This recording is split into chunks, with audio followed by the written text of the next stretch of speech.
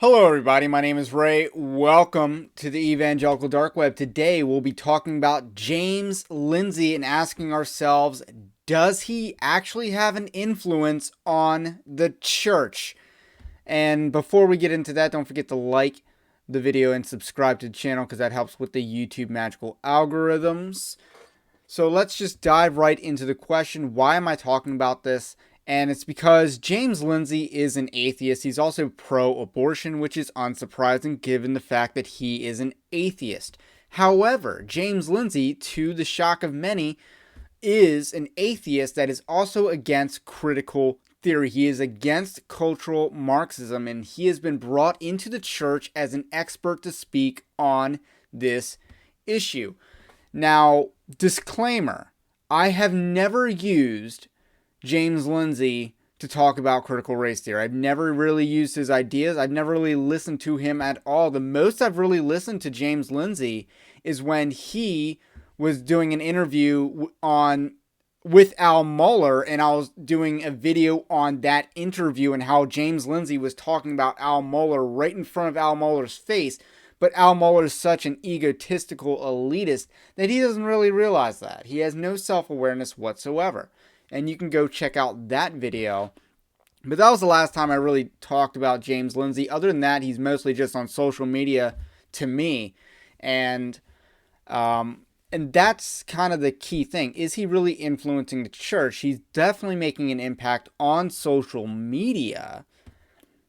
But otherwise, this kind of is similar to the whole Trump thing. The idea that, evangelicals supporting Trump meant that we were going to be more like Trump, but no one is really endorsing the practice of cheating on your wives and upgrading for the younger model at all, like Trump has done in his life. No one's actually advocating doing that.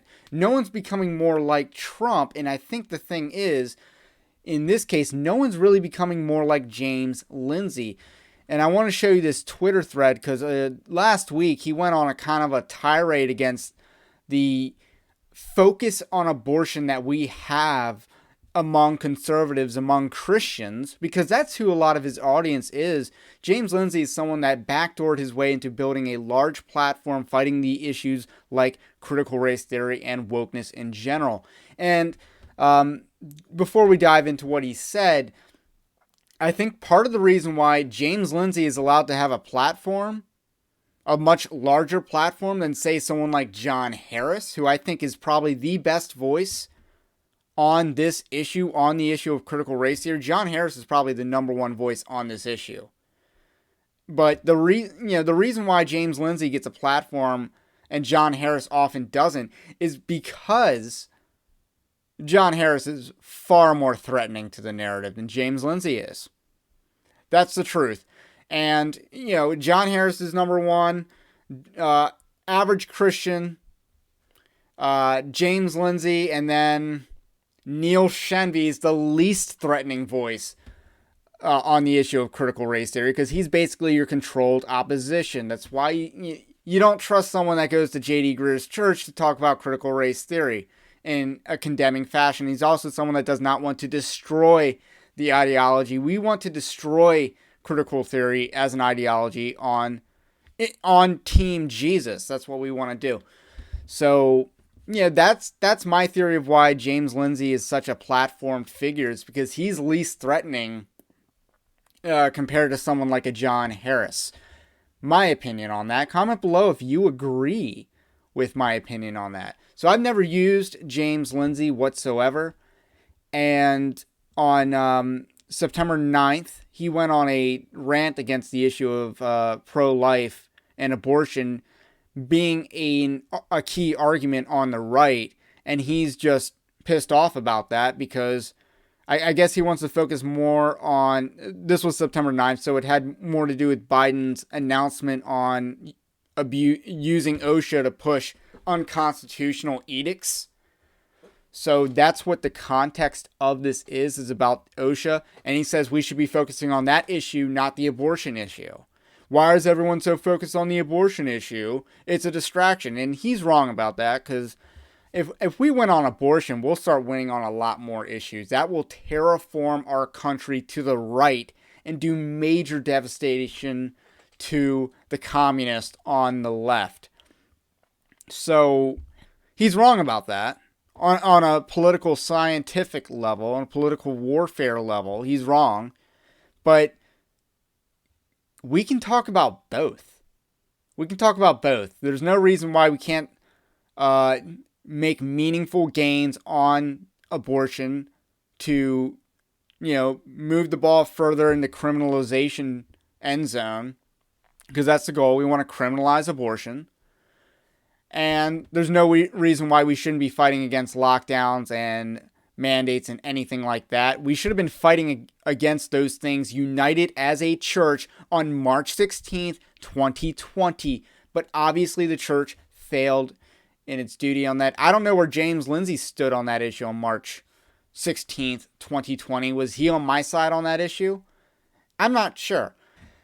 Turns out James Lindsay was actually pro-lockdown back in 2020. He was pro-lockdown, tweeting out, if you pause to think about it, it's not very often in our lives that we can literally save lives, maybe lots of them, just by staying home. We can all be kind of heroes. So James Lindsay was pro-lockdowns when the fight was on. That was the hill to die on, was back then opposing lockdowns. But James Lindsay was against you on that issue then. And now he wants to be front and center in the front of the line, leading the charge against tyrannical measures by Joe Biden. Take a back seat, bro. Take a back seat. You weren't on the fight when it mattered most to be on the front lines. No, you were hopping onto an issue now that it is popular. Take a back seat. But the point is, this is such a logical fallacy where he's trying to paint. This is a false dichotomy. We can focus on two issues at once. There's no reason why we can't fight tyrannical measures and we can't also fight holocaustic measures. We can fight both. That's part of the whole thing about being a church is you have, each people has spiritual gifts and they have different abilities, different callings specifically by the Holy Spirit. And that allows us to focus on many different areas of ministry, including public policy, including advocating to end abortion, including running for office if need be, and including fighting tyrannical measures by the government. So there's no reason why we can't have a big brain, adult thinking here on this issue. And James Lindsay, I think he knows better than this, and I think he's just being emotional. I think he's just being, this is his resistance to the cross showing here, because James Lindsay is definitely, in my opinion, someone who has heard the gospel many times, and it seems like, his heart is still kind of hard to the issue and hard to his audience. This is James Lindsay expressing his frustration that he is not making his audience more like him. Instead, I think we're making him more like us. And that's frustrating him. That's what I think's going on here. And what it shows you is that us evangelical laymen in the pews are smarter than these elites give us credit for. We can use people to our advantage and not become corrupted by it. We can vote for Donald Trump and not be corrupted morally by it. We can use James Lindsay to fight critical race theory and not become atheist or pro-abortion from it. We can do multiple things because we're doing something that's tactical. Bringing on James Lindsay's tactical. It's not strategic. It's a tactical maneuver to combat an ideology. It's not like we're making him part of the Great Commission. It's not like we're making him an evangelistic outreach program. And again, I've never really used James Lindsay. James Lindsay is really propped up by a lot of more establishment-friendly outlets in my observation. And nothing wrong with that. I don't hate James Lindsay, but I've never used him. And to some degree, it was avoidable to fall into this pitfall of, oh, he's an atheist.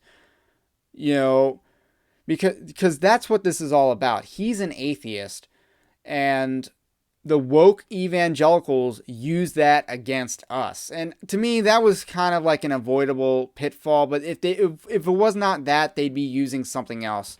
They'd be slandering someone like John Harris hardcore or something like that. So, obviously we never adjust our tactics, our strategy to how they will react. That's stupid. But at the same time, I think James Lindsay was more friendly to the narrative than someone who's more hardcore on the issue. So that's all I got to say about that. My name is Ray. This is the Evangelical Dark Web. If you like this kind of content, don't forget to subscribe to the channel. And if you really want to support the Evangelical Dark Web, you can go to evangelicaldarkweb.org/join, and you can become a subscriber there, and you get some benefits that go along with being a subscriber. My name is Ray again, and have a blessed day. I will catch you on the next one.